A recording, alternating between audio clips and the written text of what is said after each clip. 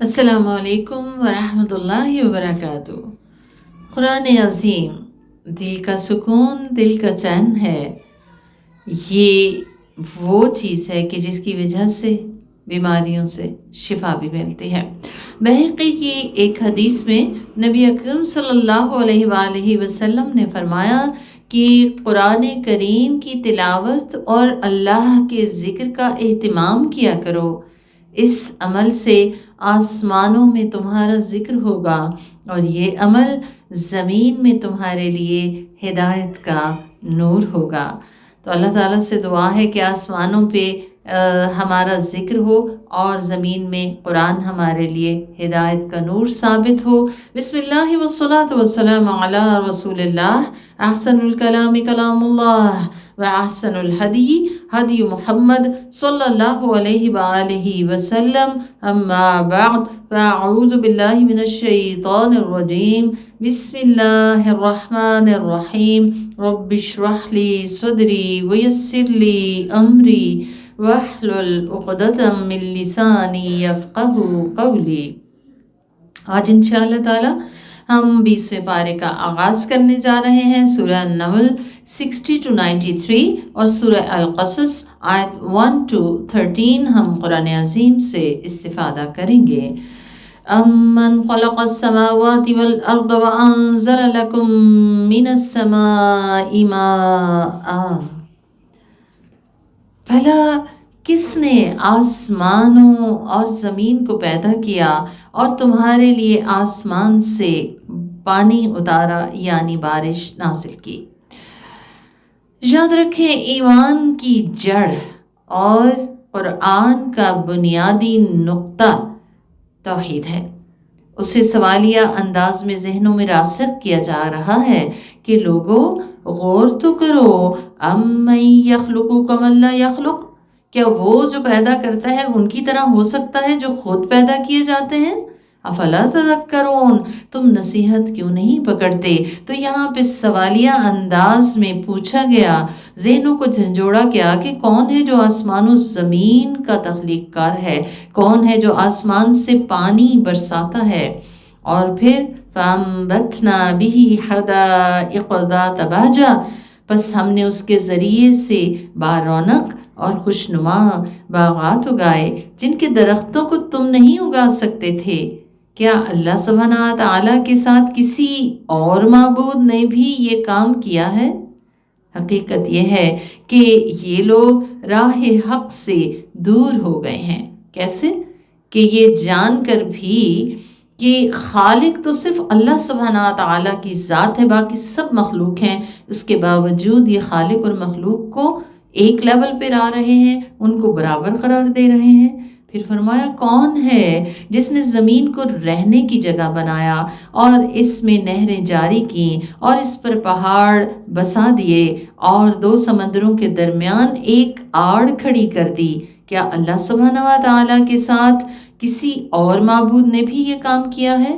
حقیقت یہ ہے کہ اکثر لوگ علم نہیں رکھتے۔ تو یہ جو لا علمی ہے اللہ سبحانہ و تعالیٰ کی ذات سے اس کی معرفت کا نہ ہونا ہے، یہ انسان کے لیے بڑی مشکل کا باعث ہے۔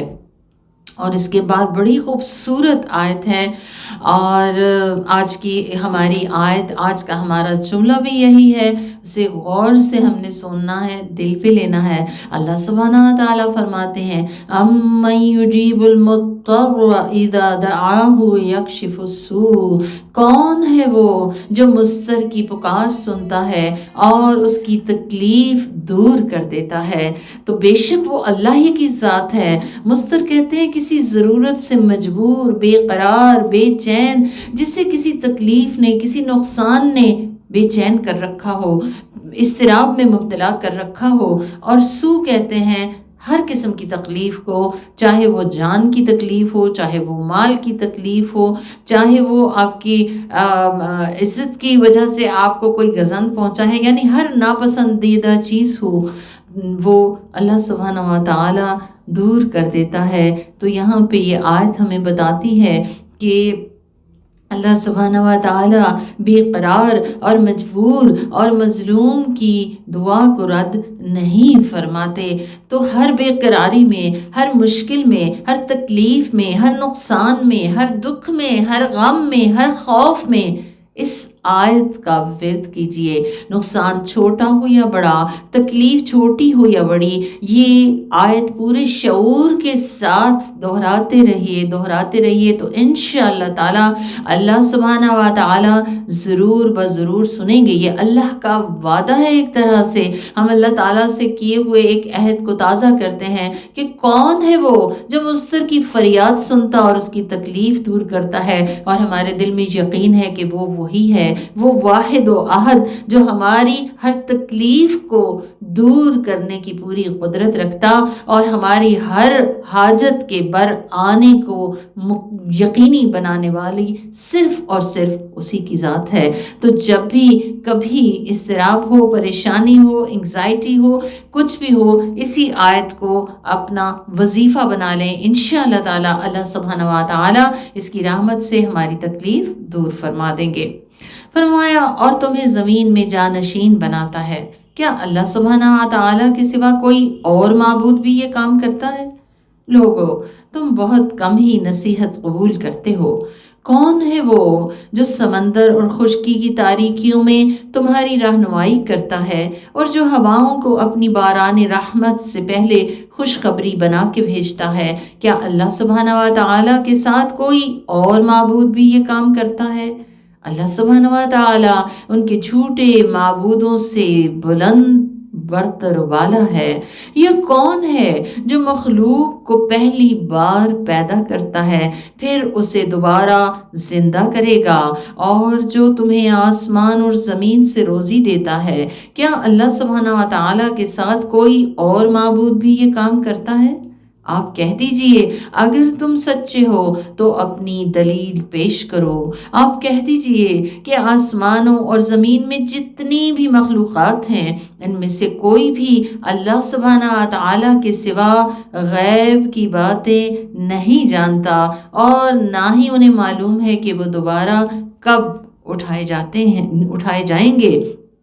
تو بہت واضح طور پہ ہمیں یہ بات بتا دی گئی کہ غیب کا مالک صرف اللہ سبحانہ و تعالیٰ کی ذات ہے۔ حضرت عائشہ صدیقہ رضی اللہ تعالیٰ عنہا سے روایت ہے کہ آپ نے فرمایا کہ جو شخص یہ گمان رکھتا ہے کہ نبی کریم صلی اللہ علیہ وآلہ وسلم آئندہ پیش آنے والے حالات کا علم رکھتے تھے، تو اس نے اللہ سبحانہ و تعالیٰ پہ جھوٹ باندھا، جبکہ اللہ سبحانہ و تعالیٰ فرما رہا ہے لا يعلم من في السماوات والارض الغیب الا اللہ، کہ اللہ سبحانہ و تعالیٰ تو خود فرما رہے ہیں کہ آسمان و زمین میں کوئی نہیں جو غیب کو جانتا ہو سوائے اللہ کے، اور اس کے ساتھ ساتھ یہ بھی کہ انہیں تو خود نہیں پتا کہ کب انہیں مرنے کے بعد دوبارہ اٹھایا جائے گا۔ تو کبھی بھی غیب کی باتیں کسی بھی کے پاس نہیں جانا چاہیے معلوم کرنے کے لیے۔ حدیث میں یہ بھی آتا ہے کہ جو شخص غیب کی باتیں معلوم کرنے کے لیے جو کاہن کے پاس جاتے ہیں تو 40 دن تک تو ان کی توبہ بھی مؤخر رہتی ہے، یعنی توبہ تو اللہ سبحانہ وتعالیٰ فوراً سن لیتے ہیں نا۔ تو ایسا شخص جو غیب کی خبریں دوسروں سے معلوم کرتا ہے، اس کی توبہ بھی مؤخر کر دی جاتی ہے 40 ڈیز کے لیے۔ لیکن اصل مسئلہ ان کا کیا ہے؟ بل ادارک علمہم فی الآخرہ، بلکہ آخرت کے بارے میں ان کا علم یکسر عاجز ہے، یعنی لوگوں کا علم قیامت کا وقت جاننے سے عاجز ہو گیا ہے۔ بل ہم فی شک منہا، بلکہ وہ اس کے بارے میں شک میں مبتلا ہیں۔ بل ہم منہا عمون، بلکہ وہ اس سے اندھے ہیں۔ تو ہم سب کو اس آیت کو سنتے ہوئے پڑھتے ہوئے اپنا جائزہ لینا چاہیے کہ آخرت کے بارے میں میرا یقین کتنا پختہ ہے، کہیں شک تو نہیں، کیونکہ جس کو یقین ہوتا ہے اس کا عمل اور ہوتا ہے، اور جو شک میں ہوتا ہے وہ کبھی کر لیا کبھی نہ کیا، کبھی کوئی بہانہ بنایا کبھی کوئی بہانہ بنایا، جس کو یقین ہو کہ یہ آگ مجھے جلائے گی وہ آگ میں ہاتھ نہیں ڈالتا، جس کو یقین ہو کہ آخرت قائم ہونے والی ہے وہ آخرت کی تیاری کرتا ہے اور بھرپور تیاری کرتا ہے اور اس سے کبھی غافل نہیں ہوتا۔ تو اللہ سبحانہ و تعالی ہمیں اپنی آخرت کی تیاری کی فکر عطا فرمائے اور توفیق عطا فرمائے۔ وقال الذین کفروا، اور کافروں نے کہا، اَإِذَا كُنَّا تُرَابًا وَآبَاؤُنَا أَإِنَّا لَمُخْرَجُونَ، کیا جب ہم اور ہمارے آباء و اجداد مٹی ہو جائیں گے تو کیا ہم دوبارہ اپنی قبروں سے نکالے جائیں گے؟ ایسا وعدہ تو ہم سے اور ہمارے باپ دادوں سے پہلے بھی کیا گیا تھا، یہ باتیں گزرے ہوئے لوگوں کے افسانے ہیں۔ آپ کہہ دیجئے، تم زمین میں گھوم پھر کے دیکھو کہ مجرموں کا کیسا انجام ہوتا ہے۔ مجرم کون ہے؟ جو آخرت پہ یقین نہیں رکھتا اور یہ سمجھتا ہے کہ قرآن کی باتیں بس ویسی ہی ہیں پرانی زمانے کی۔ اور پھر آپ صلی اللہ علیہ وسلم بہت غمگین ہوتے تھے جب لوگ ایمان نہیں لاتے تھے، کیونکہ آپ چاہتے تھے کہ سب کی بخشش ہو۔ تو آپ کو کہا گیا کہ آپ ان پہ غم نہ کیجئے اور ان کی سازش سے آپ دل تنگ نہ ہو جائیے، اور وہ کہتے ہیں کہ اگر تم سچے ہو تو یہ وعدہ کب پورا ہوگا، کیونکہ انہیں یقین نہیں تھا تو نئے نئے سوال گھڑ کے لاتے۔ تو آپ کو کہا گیا آپ کہہ دیجئے جس عذاب کی تم جلدی مچا رہے ہو سکتا ہے اس کا بعض حصہ تمہارے پیچھے ہی آ لگا ہو، کیونکہ ہر ایک انسان کی قیامت شروع ہو جاتی ہے جو ہی اس کو موت آتی ہے۔ فرمایا اور بے شک آپ کا رب لوگوں پہ فضل و کرم کرنے والا ہے، لیکن اکثر لوگ اس کا شکر ادا نہیں کرتے۔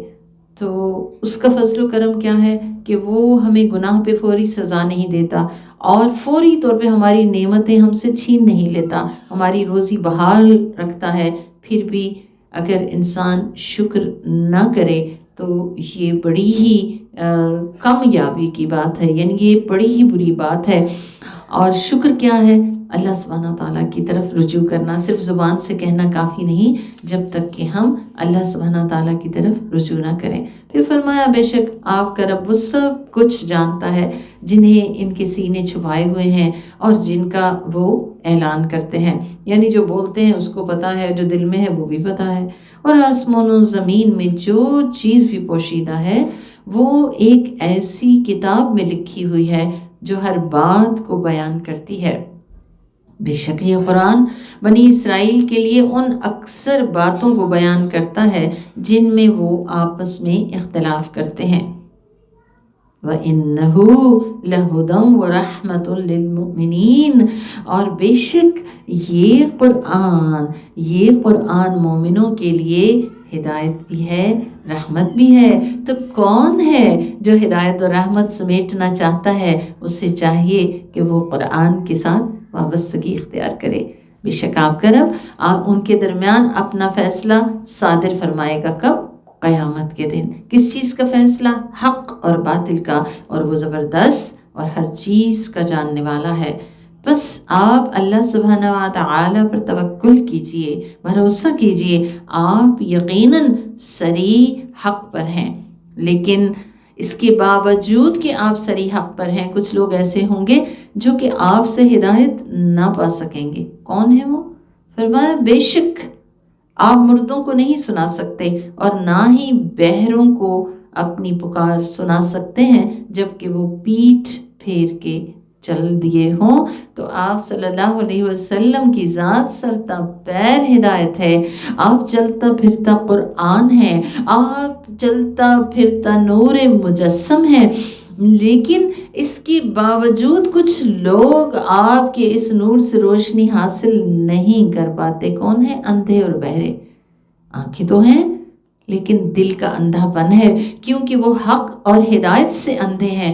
جو شخص حق کے لیے اپنی آنکھیں بند کر لے تو اللہ کی نگاہ میں وہ اندھا ہی ہے، اور جو حق سے اپنی آنکھیں بند کر لے تو یقیناً پھر وہ گمراہ ہو جائے گا، وہ کبھی راہ نہ پائے گا اور بھٹکتا ہی رہے گا۔ اور بہرا بھی وہ نہیں ہے کہ اس کے کان سننے کی استطاعت نہیں رکھتے، وہ سنتا تو ہے لیکن حق نہیں سنتا، حق کو دل پہ نہیں لیتا۔ اور پھر یہاں پہ جو مثال بیان کی گئی ہے وہ کیا ہے کہ ایک ایسا شخص کہ جو سننے کی استطاعت نہ رکھتا ہو، تو اس کو کوئی بات سمجھانی ہو تو ہم کیا کرتے ہیں؟ اشاروں سے سمجھاتے ہیں۔ اور اگر وہ بہرا بھی ہے اور پھر اس کی پیٹھ بھی ہے تو ہم تو اس کو کچھ بھی نہیں سمجھا سکیں گے، کیونکہ وہ ہمیں دیکھ ہی نہیں سکتا پیچھے سے، اور ہم اشارے اس کو کر نہیں سکتے کیونکہ وہ تو ہماری طرف اس کی پیٹھ ہے اور کان اس کے سنتے نہیں، سنوا ہم اس کو نہیں سکتے۔ تو بہرحال یہاں پہ بتا دیا گیا کہ حق کے لیے جو شخص اللہ سبحانہ تعالیٰ کی دی ہوئی فیکلٹیز آنکھوں اور کانوں کو استعمال نہیں کرتا، اسے ہدایت نہیں ملتی۔ تو آئیے عہد کریں کہ ہم نے حق کے لیے اندھا بہرا نہیں بننا، بلکہ اللہ سبحانہ تعالیٰ نے جو آنکھیں اور جو کان اور جو دل دیے ہیں ہمیں، انہیں ہم نے حق پر لگانا ہے۔ فرمایا وَمَا أَنْتَ بِهَادِ الْعُمْيِ عَنْ ضَلَالَتِهِمْ، آپ اندھوں کو گمراہی سے ہٹا کے راہ راست پہ نہیں لا سکتے، آپ تو اسی کو سنوا سکتے ہیں جو ہماری آیتوں پر ایمان رکھتے ہیں اور پھر وہ فرما بردار ہیں۔ تو سننا بڑی امپورٹنٹ چیز ہے۔ سنتا کون ہے؟ جو ایمان رکھتا ہے۔ جتنا ایمان ہوتا ہے، یاد رکھیں، اتنا ہی قرآن سننا، حق سننا آسان ہو جاتا ہے۔ پھر فرمایا جب ان کے سامنے قیامت آ جائے گی تو ہم زمین سے ان کے لیے ایک چوپایا نکال دیں گے جو ان سے بات کرے گا، اس لیے کہ لوگ ہماری آیتوں پر یقین نہیں رکھتے تھے۔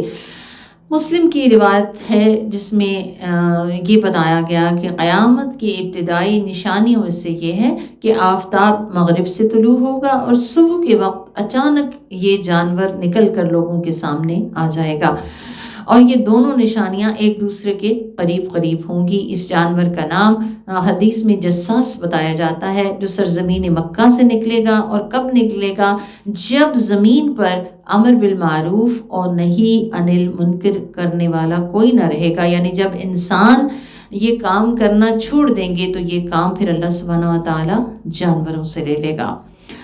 یاد رکھیں، امر بالمعروف اور نہی عن المنکر کی ذمہ داری اللہ سبحانہ وتعالی نے پوری امت مسلمہ پر عائد کی ہے۔ اللہ تعالی ہمیں اس ذمہ داری سے بحق عہدہ برا ہونے کی توفیق عطا فرمائے۔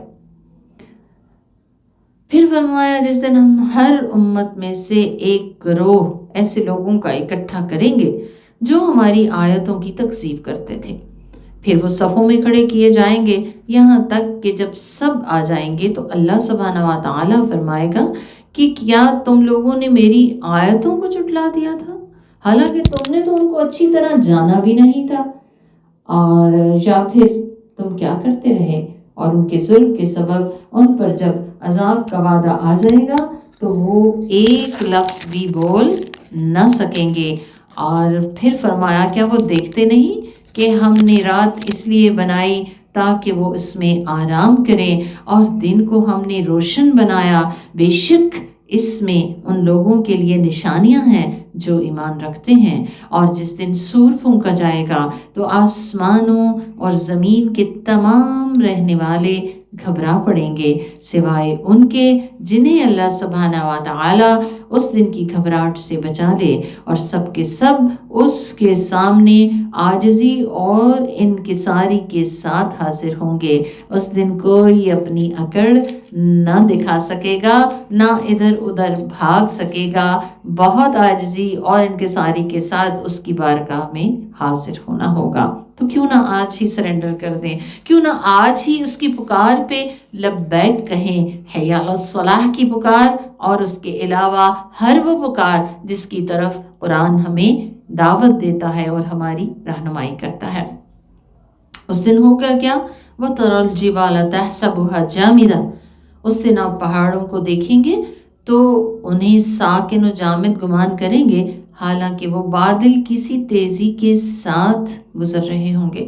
یہ سب اس اللہ سبحانہ وتعالی کی کاریگری ہوگی جس نے ہر چیز کو مضبوط و مستحکم بنایا، بے شک وہ تمہارے تمام کاموں کی پوری خبر رکھتا ہے۔ من جاء بالحسنۃ فلہ خیر منہا، جو شخص بھی حسنہ لے کر آیا، نیکی لے کر آیا، ایمان عمل صالح لے کر آیا، اس کو اس سے بہتر بدلہ دیا جائے گا۔ یعنی اچھا عمل کرنا شرط ہے، اس کے بعد جو دینے والا ہے وہ اس سے بڑھ کے ریوارڈ کرے گا، اور کیا فائدہ ہوگا۔ اور ایسے لوگ اس دن کی گھبراہٹ سے محفوظ و مامون رہیں گے۔ اللہ سبحانہ تعالی ہمیں ان لوگوں میں شامل کرے اور ہمیں توفیق دے کہ ہم ہر طرح کی حسنہ کو اکٹھا کریں، نیت کی بھی حسنہ، اور پھر قول کی بھی حسنہ، اور پھر عمل کی بھی حسنہ۔ اور حسنہ میں دو چیزیں ہیں، ایمان اور پھر خالص عمل، اللہ سبحانہ تعالیٰ کی رضا کے لیے۔ فرمایا اور جو لوگ برا عمل کریں گے وہ اپنے چہروں کے بل جہنم میں ڈال دیے جائیں گے۔ تو کوئی بے خوف ہو کے نہ جیے کہ وہ برے عمل کر کے آج اگر اس کی پکڑ نہیں ہو رہی تو کل بھی نہیں ہوگی۔ فرمایا اس وقت انہیں یعنی ایک طرح سے کہا جائے گا کہ تمہیں تمہارے کیے کا ہی بدلہ دیا جا رہا ہے۔ اللہ سبحانہ تعالیٰ یعنی کسی پہ ظلم نہیں فرماتا۔ پھر آپ سے کہلوایا گیا انما امرت ان اعبد رب هذه البلدہ، مجھے تو صرف یہ حکم دیا گیا ہے کہ میں اس شہر مکہ کے رب کی عبادت کروں جس نے اسے حرام بنایا، اور ہر چیز کا مالک وہی ہے۔ اور مجھے یہ بھی حکم دیا گیا ہے کہ میں مسلمان بن کے رہوں، یعنی فرما بردار بن کے رہوں اور قرآن پڑھ کر سناؤں۔ تو یہاں پہ جو احکام نبی کریم صلی اللہ علیہ وسلم کو دیے گئے، آپ کی امت کی حیثیت سے ہمارا بھی فرض ہے کہ ہم ان کو فالو کریں، کیونکہ فرمایا فَمَنِ اهْتَدَىٰ فَإِنَّمَا يَهْتَدِي لِنَفْسِهِ، جو شخص بھی راہ ہدایت پر چلے گا تو وہ اپنے لیے ہی فائدہ کرے گا، اور جو گمراہ ہو جائے گا تو آپ کہہ دیجئے کہ میرا کام تو صرف لوگوں کو اللہ سبحانہ تعالیٰ سے ڈرانا ہے، اور آپ کہہ دیجئے الحمدللہ، اللہ سبحانہ تعالیٰ کا شکر ہے کس پر؟ دین کے کام کی توفیق پر۔ اور اس کام پر فرمایا کہ آپ کہہ دیجئے کہ تمام تعریفیں اللہ سبحانہ تعالیٰ کے لیے ہیں، وہ عنقریب تمہیں اپنی نشانیاں دکھائے گا تو تم انہیں پہچان لوگے، اور آپ کا رب ان کاموں سے غافل نہیں ہے جو تم کر رہے ہو۔ تو اللہ سبحانہ و تعالی ہمارے ہر کام سے واقف ہیں۔ اگر کوئی اچھائی جو ہم نے کی اس کا فوری طور پہ ہمیں نتیجہ نہیں بھی نظر آتا تو یاد رکھیں کہ انشاءاللہ اس کا بدلہ بہتر کر کے اللہ سبحانہ تعالی ہمیں ضرور دیں گے، وہ ضائع نہیں جا سکتا۔ سورہ القصص مکی صورت ہے۔ بسم اللہ الرحمن الرحیم، طاسیم میم، تلک آیات الکتاب المبین، یہ کتاب مبین کی آیات ہیں۔ ہم آپ کو موسیٰ اور فرعون کے بعد سچے واقعات سناتے ہیں۔ ایک تو تاریخ اس لیے دہرائی جاتی ہے تاکہ انسان اس سے عبرت حاصل کرے، اور پھر آپ صلی اللہ علیہ وسلم بھی اس وقت بڑے غمگین تھے تو آپ کو تسلی دی گئی کہ آپ پچھلے پیغمبروں کے واقعات سنیے تاکہ آپ کے اندر زیادہ تسلی اور حوصلہ آ جائے۔ تو فرمایا ہم آپ کو موسیٰ اور فرعون کے بعض سچے واقعات سناتے ہیں جو کہ ایمان والوں کے لیے مفید ہیں۔ بے شک فرعون سرزمین مصر میں بہت متکبر ہو چلا تھا، وہ وہاں کے رہنے والوں کو اس نے مختلف گروہوں میں بانٹ دیا تھا۔ کیوں؟ ڈیوائیڈ اینڈ رول کے تحت، کہ لوگوں کو آپس میں ڈیوائیڈ رکھو تاکہ خود اپنی حکومت پکی رہے۔ ان میں سے ایک گروہ یعنی بنی اسرائیل، اس کو اس نے بہت ہی ذلیل بنا رکھا تھا، ان کے لڑکوں کو ذبح کرتا، ان کی عورتوں کو زندہ چھوڑ دیتا تھا۔ بے شک وہ بڑا فساد برپا کرنے والا تھا۔ تو یہاں سے ہمیں بتا دیا گیا کہ مصر میں دو طبقات اس وقت ایگزسٹ کرتے تھے، ایک بڑا ہی سپریس طبقہ تھا وہ بنی اسرائیل کا تھا، اور دوسرا بہت پاورفل تھا وہ فرعونیوں کا تھا۔ اللہ تعالیٰ کہتے ہیں ہم نے ان لوگوں پہ احسان کرنا چاہا جو سرزمین مصر میں بہت کمزور سمجھے جاتے تھے، یعنی بنی اسرائیل، اور انہیں سردار اور پیشوا بنانا چاہا اور انہیں زمین کا وارث بنانا چاہا۔ ہم نے چاہا کہ انہیں زمین میں اقتدار عطا کریں، اور فرعون و حامان اور ان دونوں کی فوجوں کو بنی اسرائیل کے ہاتھوں وہ بات دکھلا دیں جس کا انہیں خطرہ تھا۔ انہیں کس کا خطرہ تھا کہ فرعون نے خواب دیکھا تھا یا کسی اور نے خواب دیکھا اور فرعون کو بتایا تھا کہ ایک بچہ جو ہے وہ بنی اسرائیل میں پیدا ہوگا جو کہ آپ کا تختہ الٹ دے گا. تو اس کو بہت ڈر ہوا کہ پتہ نہیں وہ کون سا بچہ ہوگا. لہٰذا چونکہ اس کے پاس پاور تھی، اس نے اپنی پاور ابیوز جس کو کہتے ہیں اس کو پریکٹیکلی کر کے دکھایا، اور وہ اس طرح سے کہ بنی اسرائیل کا جو بھی لڑکا پیدا ہوتا تھا اس کو وہ قتل کرا دیتا تھا. اس طرح جب بہت سارے بچے قتل ہو گئے تو انہیں یہ بھی پرابلم ہوئی، کیونکہ ان سے بیگار کا کام لیتے تھے کہ یہ ہمارے غلام تو ختم ہی ہو جائیں گے، پھر ہم کس سے لیں گے بیگار کا کام. تو انہوں نے ایسے کیا کہ 1 سال بچے مروا دیے جاتے اور 1 سال چھوڑ دیے جاتے.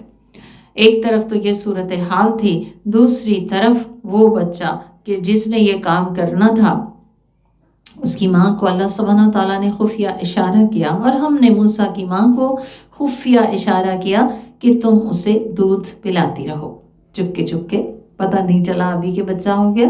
اور جب تمہیں اس کی زندگی کا ڈر ہو جائے تو اسے سمندر میں ڈال دو. یعنی جو ہی تمہیں لگے کہ اب مخبری ہو گئی کہ یہاں لڑکا پیدا ہوا ہے اور قتل کیا جائے گا یا کیا جانے والا ہے، تو پھر اسے تم سمندر میں ڈال دینا. موسیٰ علیہ السلام کی والدہ کو یہ 2 کام تھے جس کو کرنے کا اللہ تعالیٰ نے حکم دیا، اور 2 کاموں سے منع بھی کیا. اور وہ کیا تھی؟ فرمایا کہ نہ ڈرو اور نہ غم کرو، کیونکہ بہت زیادہ ڈر اور بہت زیادہ غم انسان سے بہت ساری غلطیاں کروا دیتا ہے. اور پھر اللہ سبحانہ تعالیٰ نے ان سے 2 وعدے کیے. فرمایا ہم بلا شبہ اسے تمہارے پاس لوٹا دیں گے، تم فکر نہ کرو، بچہ تمہیں واپس مل جائے گا، اور اسے اپنے رسولوں میں سے بنائیں گے. یعنی وہ بچہ عام بچہ نہیں ہوگا، اللہ سبحانہ تعالیٰ کا برگزیدہ ہوگا. بس فرعون کے گھر والوں نے اسے سمندر سے نکال لیا. یعنی ہوا کیا، درمیان کی جو ایک بہت تفصیل ہے وہ نہیں بتائی گئی کہ جب پہلے تو وہ دودھ پلاتی نہیں موسیٰ علیہ السلام کی والدہ، پھر جب انہیں لگا کہ اب مخبری ہو گئی ہے اور اب کوئی آ کے اسے قتل کر دے گا تو انہوں نے اسے دریا میں بہا دیا. اب یہ جو دریا تھا یہ بہتا تھا اور سمندر یعنی اس کے محل تک میں سے گزرتا تھا فرعون کے. تو وہاں پہ جب یہ بچہ دیکھا تو اس کو اٹھا لیا گیا. تو فرمایا کہ فرعون کے گھر والوں نے اسے سمندر سے نکال لیا تاکہ وہ ان کا دشمن اور ان کے رنج و الم کا سبب بنے. انسان کتنا ناعاقبت اندیش ہے، جس بچے کے لیے اتنے بچے مروائے اس بچے کو خود ہی نکال کے اپنے پاس رکھ لیا. بے شک فرعون و حامان اور اس کے لشکر بڑے ہی خطاکار لوگ تھے. خطاکار کیوں تھے؟ کیونکہ وہ اپنی ظالمانہ تدابیر سے اللہ سبحانہ تعالیٰ کے فیصلے کا مقابلہ کرنا چاہ رہے تھے. اور فرعون کی بیوی نے کہا کہ یہ لڑکا میری اور تمہاری آنکھوں کی ٹھنڈک بنے گا، اسے تم لوگ قتل نہ کرو، امید ہے کہ یہ ہمیں نفع پہنچائے یا ہم اسے اپنا بیٹا بنا لیں. اور انہیں حقیقت حال کی کوئی خبر نہ تھی. آپ دیکھیں اللہ سبحانہ تعالیٰ کس طرح غیر محسوس تدابیر کے ذریعے اپنے فیصلے نافذ فرماتا ہے کہ وہ ایسی محبت اللہ سبحانہ تعالیٰ نے اتار دی فرعون کی بیوی کے دل میں کہ اس نے وہ بچہ اٹھا لیا. اور ادھر ماں جس نے اپنا بچہ دریا کے حوالے کیا تھا اس کا حال کیا تھا؟ وَأَصْبَحَ فُؤَادُ أُمِّ مُوسَىٰ فَارِغًا، موسیٰ کی ماں کا دل خالی ہو گیا. تو جب کوئی ماں اپنے بچے کو رخصت کرتی ہے تو اس کا دل کیسے ہو جاتا ہے، بیٹھ جاتا ہے، خالی ہو جاتا ہے. قریب تھا کہ وہ اس راز کو فاش کر دیتی اگر ہم اس کے دل کو باندھ نہ دیتے، یعنی مضبوطی عطا نہ کر دیتے. اور آپ دیکھیں کہ اللہ سبحانہ تعالیٰ کہتے ہیں ہم نے کیوں اسے مضبوطی عطا کی، لِتَكُونَ مِنَ الْمُؤْمِنِينَ، تاکہ وہ یقین کرنے والوں میں سے، ایمان لانے والوں میں سے ہو جائیں. موسیٰ علیہ السلام کی جو والدہ تھی انہوں نے اس اللہ کے وعدوں پہ یقین کرتے ہوئے توکل تو کیا لیکن ساتھ ساتھ تدبیر بھی کی. موسیٰ علیہ السلام کی ماں نے اس کی بہن سے کہا کہ اس کے پیچھے پیچھے جاؤ، تو وہ انہیں دور سے دیکھتی رہی اور لوگوں کو پتہ نہ چلا. اور ہم نے پہلے ہی اس پر دایاؤں کے دودھ حرام کر دیے تھے، اس لیے کہ ان کی بہن نے فرعون کے گھر والوں سے پھر کہا کہ کیا میں تمہیں ایسا گھرانہ نہ بتاؤں جو اس بچے کی تمہارے واسطے دیکھ بھال کرے اور وہ لوگ اس کے خیر خواہ بھی ہوں. ہوا کیا کہ یہ ساتھ ساتھ چلتی جا رہی تھی. تو اب ایک ایکسٹراڈنری ایونٹ کریٹ تب ہوا جب بچے کو انہوں نے اون کر لیا کہ ہم اسے رکھیں گے، اور ظاہر ہے کہ جب ہم پالیں گے تو یہ ہمارا بیٹا ہی بن کے رہے گا. اب چھوٹا سا بچہ تھا، دودھ اس کی ضرورت تھی، اس زمانے میں کوئی خشک دودھ تو ہوتے نہیں تھے، تو بہت ساری عورتوں کو بلایا گیا کہ اجرت ملے کہ انہیں دودھ پلائیں، لیکن اللہ سبحانہ تعالیٰ نے چونکہ وعدہ کیا ہوا تھا موسیٰ علیہ السلام کی ماں سے کہ واپس پلٹائیں گے تمہارا بیٹا، تو بچہ کسی کا دودھ قبول کر ہی نہیں رہا تھا، اور ایسے میں وہ دور کھڑی بہن جو تھی وہ خاموشی سے دیکھتی رہی، واچ کرتی رہی۔ جب اس نے دیکھا کہ سب ختم ہو گئے اور عاجز آ گئے ہیں کہ اب کسی کا دودھ بچہ لے ہی نہیں رہا، تو اس نے کہا میں آپ کو ایک عورت بتاتی ہوں۔ تو پھر اس طرح سے اللہ سبحانہ تعالیٰ نے اپنے حکم کو نافذ کیا۔ اللہ سبحانہ تعالیٰ فرماتے ہیں فَرَدَدْنَاهُ إِلَىٰ أُمِّهِ كَيْ تَقَرَّ عَيْنُهَا وَلَا تَحْزَنَ، اس طرح ہم نے انہیں ان کی ماں کے پاس واپس لوٹا دیا تاکہ اس کی آنکھیں ٹھنڈی ہوں اور وہ غمگین نہ رہے، اور تاکہ وہ جان لے کہ بے شک اللہ کا وعدہ حق ہے، لیکن اکثر لوگ یہ بات نہیں جانتے۔ اختتام پر ایک حدیث سناتی چلوں کہ اب یہ اس طرح سے اللہ تعالیٰ نے یہ بچہ جب لوٹایا تو ان کو ساتھ میں اجرت بھی ملتی تھی، بیٹا بھی واپس مل گیا، خطرہ بھی اس کی جان کا ٹل گیا۔ آپ صلی اللہ علیہ وسلم نے فرمایا کہ اس کاریگر کی مثال جو اپنی کاریگری سے لوگوں کو فائدہ پہنچانے کی نیت کرتا ہے، صرف نیت، یعنی ظاہر ہے کہ وہ لوگوں سے لے رہا ہے پیسے بھی، لیکن اس کے دل میں کیا ہے کہ دوسروں کو فائدہ پہنچے۔ فرمایا اس کاریگر کی مثال جو اپنی کاریگری سے لوگوں کو فائدہ پہنچانے کی نیت رکھتا ہے موسیٰ جیسی ہے، جو اپنے بچے کو دودھ پلاتی ہے اور اجرت وصول کرتی ہے۔ تو نیت کا اخلاص بڑی چیز ہے اور بڑی فائدہ مند چیز ہے۔ بارک اللہ فیکم۔ السلام علیکم ورحمۃ اللہ وبرکاتہ۔